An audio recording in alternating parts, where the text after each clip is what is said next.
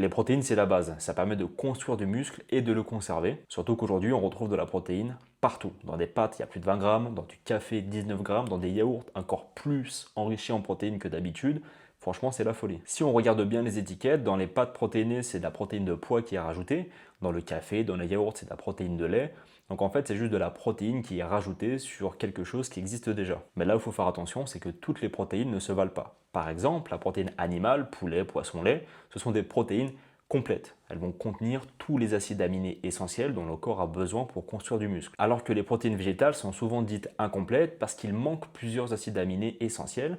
Par exemple, le pois manque de méthionine, le riz manque de lysine, le soja lui est presque complet mais moins que la viande. Mais en vrai dans tout ça, il n'y a rien de problématique. Ce qui est beau, c'est que tout va venir se compléter naturellement si vous avez une alimentation équilibrée. Par exemple, on a vu que le pois manque de méthionine mais le riz ou le blé, lui, va venir en apporter. En fait, en combinant plusieurs sources avec une alimentation variée sur la journée, lui, le corps, il a tout ce qu'il faut pour bien construire du muscle.